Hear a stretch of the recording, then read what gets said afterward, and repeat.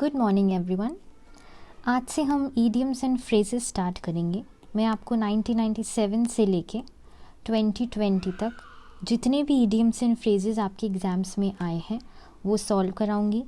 मैं किरण की 11,500 plus questions की बुक सॉल्व कर रही हूँ।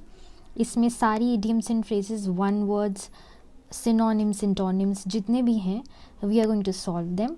एंड मैं आपको इसके नोट्स भी प्रोवाइड करूँगी PDF फॉर्मेट में। हम साथ साथ में क्लास की लिखते जाएंगे, आपके सामने ही मैं नोट डाउन करूँगी और उसका PDF में अपने टेलीग्राम चैनल पे पोस्ट कर दूँगी। टेलीग्राम चैनल का लिंक आपको इस वीडियो के नीचे मिल जाएगा, तो आप PDF के लिए वहाँ से एनरोल कर सकते हैं, वहाँ टेलीग्राम चैनल ज्वाइन कर सकते हैं। चलिए शुरू करते हैं। और ये क्लास बाइलिंगुअल रहेगी for English people as well as for Hindi medium. Okay, सबसे पहला है, for his alleged involvement in the espionage he is under a cloud these days। आजकल वो under a cloud है। under a cloud मतलब होता है under suspicion, संदेह में है। कुछ ऐसा उसका abnormal behavior है कि उसकी सारी एक्टिविटीज़ अंडर अ क्लाउड है, मतलब संदेह में आ गई हैं, सस्पिशन में आ गई हैं। अंडर अ क्लाउड मतलब होता है under suspicion. Okay, moving on. Next, we have appealed to him again and again. हमने उसको बार बार अपील की, हमने उसको बार बार बोला। There is no use flogging a dead horse now. Now flogging a dead horse यहाँ पे ईडियम है कि हमने उसको बार बार बोला कि अब फालतू काम में समय बर्बाद करने से कोई मतलब नहीं है। तो flogging a dead horse here means wasting time in useless efforts. Okay, तो इसमें फोर्थ वाला ठीक है। Next, we shouldn't look down upon the rest of the earth. Look down upon यहाँ पे एक ईडियम है। लुक डाउन अपॉन का मतलब होता है किसी भी इंसान को अवमानना से देखना, किसी भी चीज़ को अवमानना से देखना। जैसे हम कभी कभी समझते हैं ना, अरे मैं तो इससे बेटर हूँ। जैसे अगर मैं सेंटेंस बोलूँ कि ही always looks down upon his poor brother, वो अपने गरीब भाई को हमेशा अवमानना से देखता है। वो हमेशा ये समझता है कि मैं अपने भाई से बेटर हूँ। तो यहाँ पे लुक डाउन अपॉन मतलब रिगार्ड विद कंटेम्प्ट, अवमानना से देखना। Moving on to next, because of his misbehaviour, उसके मिसबिहेवियर की वजह से he is bound to face the music. That now to face the music here is an idiom which means he is bound to get punished. उसके गंदे behaviour की वजह से अब उसको परिणाम भुगतना पड़ेगा, अब उसको पनिशमेंट झेलना पड़ेगा।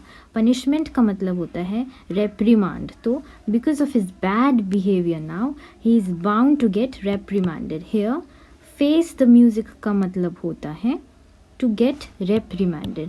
Okay, to accept or deal with criticism or punishment. punishment झेलना, criticism झेलना या अपने किए का भुगतान करना होता है to face the music. Okay, moving on to next. The working of the factory, factory की working was disrupted, रोक दी गई थी on account of token strike by workers. Now here token strike एक idiom होता है। token strike का मतलब होता है सांकेतिक हड़ताल। छोटी सी स्ट्राइक जो होती है, जो वार्निंग के तौर पर दी जाती है, उसे बोलते हैं टोकन स्ट्राइक। अब क्योंकि वर्कर्स टोकन स्ट्राइक कर रहे थे तो फैक्ट्री का काम कुछ देर के लिए डिसरप्टेड हो गया, रोक दिया गया। टोकन स्ट्राइक का मतलब हियर है short strike held as a warning. By opposing his proposal, उसके प्रपोजल का विरोध करके, मान लो आपके बॉस ने आपको कोई प्रपोजल दिया था, आपको नहीं पसंद आया, आपने उस प्रपोजल का विरोध कर दिया, पर क्या हुआ कि उसके प्रपोजल का विरोध करके he fell foul of him, वो मुसीबत में फंस गया। फेल फाउल ऑफ यहाँ पे एक ईडियम है जिसका मतलब है मुसीबत में फंसना, गॉट इनटू ट्रबल। मान लो आपको आपके फ्रेंड की कोई बात पसंद नहीं आती तो आप क्या बोलते हो कि I fell foul of him, I got into trouble with him.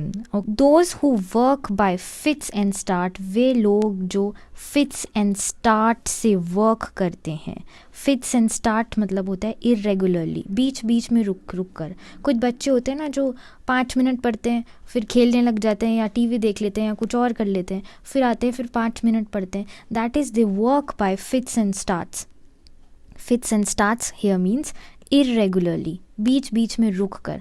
Those who work by fits and starts seldom show good results, बहुत कम बार ही good results show कर पाते। The new manager thought, new manager ने सोचा that he would give employees enough rope मतलब छूट देना, काफ़ी freedom देना एक्शन करने के लिए। तो न्यू मैनेजर ने सोचा कि वो अपने एम्प्लॉयज़ को इनफ रोप देगा, इनफ फ्रीडम देगा फॉर द फर्स्ट 6 months, पहले 6 महीने के लिए वो काफ़ी छूट देगा। उसके बाद में after which he would check the work done himself, उसके बाद में वो खुद चेक करेगा कि क्या काम सही जा रहा है या काम सही नहीं जा रहा। तो फर्स्ट 6 months के लिए वो इनफ रोप देगा। Enough rope here is an idiom which means giving enough freedom for action, right? The fourth one here is the correct answer. Moving on. He was all at sea. At sea again here is an idiom. At sea मतलब काफ़ी confused था, काफ़ी उलझन में था, काफ़ी troubled था। तो अब से जब भी आप confused होगे, किसी चीज़ में उलझन में होगे, troubled होगे, puzzled होगे, तो आप बोलोगे I was at sea, I was confused, I was puzzled. Okay तो he was all at sea when he began his new job, जब उसने अपनी नई जॉब शुरू की तो वो काफ़ी ट्रबल्ड, आई मीन पजल्ड था, कंफ्यूज्ड था। Okay puzzled. Moving on, the sweeping statement, यहाँ पे तो देखो शुरू में ही ईडियम आ गया। स्वीपिंग स्टेटमेंट का मतलब है जनरलाइज्ड स्टेटमेंट, कॉम्प्रिहेंसिव, विस्तृत statement. The sweeping statement by the boss, boss ने कुछ ऐसा व्यापक बयान दिया, विस्तृत स्टेटमेंट दिया, जनरलाइज्ड स्टेटमेंट दिया that left the contentious workers disgusted. Workers काफ़ी डिस्कस्टेड हो गए, अरे इन्होंने ऐसा क्या बोला, हम काफ़ी डिस्कस्टेड हो गए। Here generalise statement means sweeping statement, व्यापक बयान, विस्तृत बयान। कॉम्प्रिहेंसिव स्टेटमेंट भी इसको हम बोल सकते हैं। Moving on, the failure of crops, crops के फेल हो जाने से in successive years put the farmer in a tight corner, tight corner में चले गए फार्मर्स। टाइट कॉर्नर का मतलब है क्रॉप के फेल होने से फार्मर्स डिफ़िकल्ट सिचुएशन में चले गए, कठिन परिस्थिति में चले गए, इन अ वेरी डिफ़िकल्ट सिचुएशन। अब से आप कभी भी डिफ़िकल्ट सिचुएशन में हो तो आप बोलोगे hey my friend, I am in a tight corner, I am in a very difficult situation. Okay, I am in a very difficult situation, कठिन परिस्थिति में मैं हूँ। Next, the effort to trace the culprit, हमारा effort जिससे हम culprit को ढूंढ पाएँ, ट्रेस कर पाएँ, was a wild goose chase. ये बहुत इम्पॉर्टेंट है, काफ़ी बार एसएससी में पूछा जाता है। वाइल्ड गूज चेज मतलब होता है एक निरर्थक खोज। हम कल्प्रिट को ढूंढ रहे थे, मान लो हम चोर को ढूंढ रहे थे, पर चोर तो गया, मिलेगा कैसे? तो वो क्या हुआ, एक निरर्थक खोज हो गई, एक व्यर्थ खोज हो गई। यहाँ पे वाइल्ड गूज चेज का मतलब होता है फ्यूटाइल सर्च। फ्यूटाइल का हियर मतलब होता है निरर्थक, व्यर्थ। अ search for something that can not be achieved, ऐसी चीज़ ढूंढना जो अचीव ही नहीं कर पाए हम, that is a wild goose chase, futile search. तो इधर फ्यूटाइल का मतलब होता है व्यर्थ सर्च। ओके, व्यर्थ। इसका उल्टा फ्रूटफुल होता है। Okay, next, the story does not hold water. Now not hold water is an idiom. आपकी स्टोरी, आपकी बातें वाटर होल्ड ही नहीं करती है, मतलब हम विश्वास ही नहीं कर सकते हैं, ऐसी बातें जिस पर विश्वास ही ना किया जा सके, तो आपकी story does not hold water, can not be believed. Okay, ऐसी स्टोरी कोई आपको सुनाए जो आपको लगे अरे ऐसी स्टोरी पे तो हम विश्वास ही नहीं कर सकते, तो आप बोलोगे sir your story does not hold water. Okay, moving on. Raj couldn't pay the bill, Raj अपने बिल्स नहीं चुका सका, so he asked the owner, तो उसने ओनर से पूछा, to put it on the cuff, उसने ओनर को बोला कि मुझे ऋण के रूप में सामान दे दो, मुझे क्रेडिट में सामान दे दो, मैं अभी अपना बिल चुकाने लायक नहीं हूँ। ऑन द कफ मतलब ऑन क्रेडिट। कल को आपको किसी दुकानदार से सामान लेना है और आपके पास पैसे नहीं हो, तो आपको समझ आए कि अरे मुझे तो क्रेडिट में सामान लेना है, तो आप बोलेंगे शॉपकीपर अंकल मुझे ऋण के रूप में दे दो, मुझे क्रेडिट के रूप में दे दो, मुझे कफ के रूप में दे दो। Okay, put it on the cuff, put it on the cuff. Next, His statement is out and out a lie, totally a lie. उसका स्टेटमेंट संपूर्ण तरीके से, पूरी तरीके से lie था, झूठ था। आउट एंड आउट मतलब होता है टोटली, संपूर्ण, पूरी तरीके से उसका स्टेटमेंट lie था। Out and out is an idiom here. Next, the luxury car that they bought, जो वो लग्जरी कार कर लेके आए थे ना, the luxury car that they bought turned out to be a white elephant. White elephant का मतलब होता है कॉस्टली और ट्रबलसम पोजेशन, एक ऐसी व्यर्थ की चीज़ जो खर्च बहुत करवाए पर काम ना आए। अरे जो एक छोटी कार होगी वो भी वही काम देगी ना जो एक लग्जरी कार देगी, तभी तो ये बोल रहा है कि वो एक वाइट एलिफेंट था, कॉस्टली और ट्रबलसम पोजेशन था।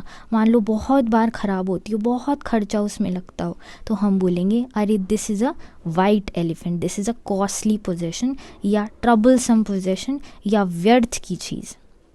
Next, if you are fair and square, fair and square यहाँ पे ईडियम है। फेयर एंड स्क्वायर का मतलब होता है ऑनेस्ट। अगर आप ऑनेस्ट हैं, अगर आप ईमानदार हैं इन योर वर्क, अपने काम में, तो यू विल डेफिनेटली प्रॉस्पर, आपको सक्सेस ज़रूर मिलेगी, आप प्रॉस्पेरिटी की तरफ ज़रूर जाएंगे। तो फेयर एंड स्क्वायर मतलब होता है ऑनेस्ट। अगर आप ऑनेस्ट हैं तो आप प्रगति की तरफ ज़रूर जाएंगे। Next, there is no love lost between any two neighbouring countries. Love lost मतलब होता है किसी भी प्रकार का ना तो प्रेम है, ना मित्रता है, ना कुछ है। तो ये जो दो नेबरिंग कंट्रीज़ हैं वो अच्छे टर्म्स में नहीं हैं, they are not on good terms, that is there is no love lost. किसी भी प्रकार का प्रेम या मित्रता ना होना होता है love lost. There is no love lost between any two neighbouring countries in the world. तो यहाँ पे लव लॉस्ट का आंसर हुआ नॉट ऑन गुड टर्म्स। ना तो मित्रता है ना प्रेम है, गुड टर्म्स में नहीं है। नेक्स्ट, द हैवी डाउनपोर, बारिश को बोलते हैं हैवी डाउनपोर। डाउनपोर इज बारिश। Played havoc in the coastal area. Played havoc मतलब अरे इतनी तेज़ बारिश हुई कि बारिश ने कहर ढा दिया। किसी सिचुएशन को बहुत डिफ़िकल्ट या कंफ्यूजिंग बना देने को बोलते हैं प्लेड हैवोक। क्या बोलते हैं? Played havoc. आप किसी को बोल सकते हैं अरे आपके झूठ ने तो मुझ पे कहर ढा दिया, योर लाई प्लेड हैवोक। इधर यहाँ पे मतलब है हैवी डाउनपोर, अच्छी खासी बारिश ने कोस्टल एरिया में कहर ढा दिया, कॉज्ड डिस्ट्रक्शन। आज का आखिरी, to have a green thumb मतलब अरे तो सीधा वर्ड मीनिंग पूछ रहा है। To have a green thumb मतलब ग्रीन थंब होना मतलब बागबानी में कुशलता प्राप्त करना। To have a natural interest in gardening. Natural interest in gardening is to have a green thumb. तो ये था आपका first video idioms and phrases का। बाकी वीडियोस के लिए हमारे चैनल को फॉलो करते रहें और टेलीग्राम चैनल का नीचे लिंक दिया गया है, वहाँ से आपको ये PDF इस लेक्चर की अवेलेबल हो जाएगी। Thank you.